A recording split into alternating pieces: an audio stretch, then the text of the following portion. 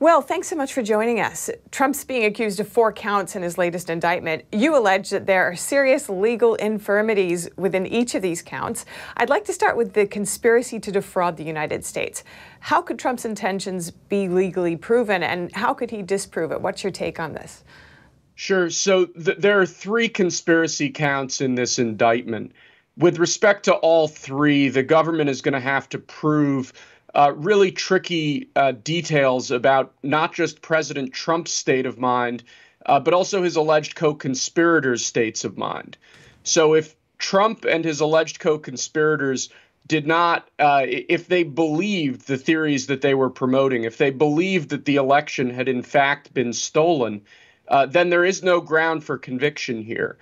That's the trickiest part of this case to me, is that it really comes down to what was inside President Trump's mind. And I just don't think they have the facts to prove that his mental state was criminally culpable.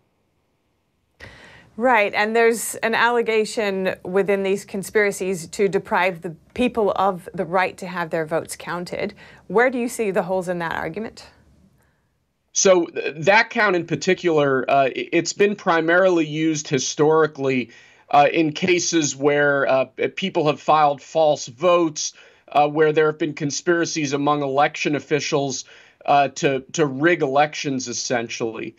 Here, again, the government will have to show that President Trump and his legal team were advancing theories that they knew to be false, were providing facts that they knew to be false to state officials, and that they had a criminal intent, that their goal here was actually depriving people of their right to vote. That's just an incredibly high bar to meet. And you have to figure that in front of any fair judge and jury, the special counsel is certainly going to have an uphill battle meeting those requirements to prove their case. And Trump's legal team is calling the push for a speedy trial within 90 days absurd. And you've also said that the timing seems suspect. What concerns you about it?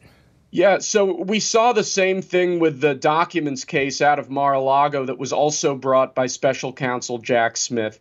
He's repeatedly stood up in front of the American people and said that these cases are ready for trial. These cases need to go to trial now.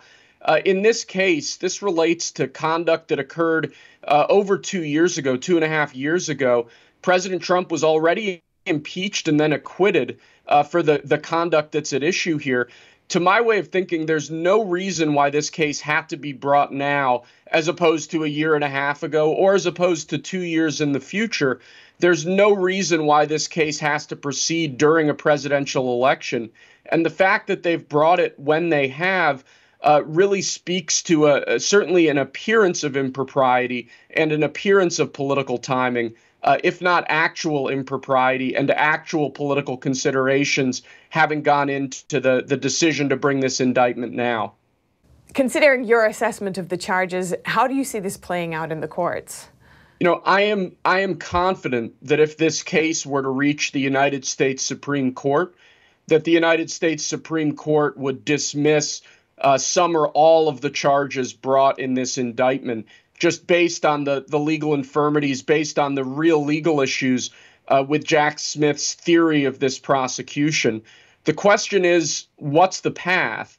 And unfortunately, the pathway seems to be through a D.C. Circuit Court judge who was an Obama appointee, who's been very unfair to many January 6th defendants, and potentially through a D.C. jury. Washington, D.C. is probably the most left-wing jurisdiction in the United States. It's very tough to see how President Trump gets a fair trial. So even though the end result may be fair and may be just, I think the path to get there may do terrible damage to our democracy and to the rule of law. Now, you mentioned some of the other cases against Trump right now. How does this third indictment differ from the other 2, in your opinion? Well, for one thing, this indictment relates to acts that the president committed while he was in office, and largely acts that he's already been impeached and acquitted for by the House of Representatives and by the United States Senate.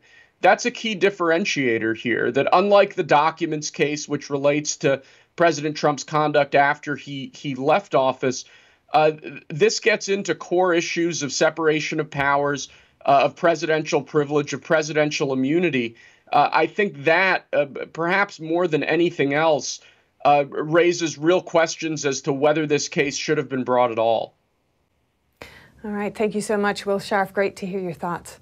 Always great to join you.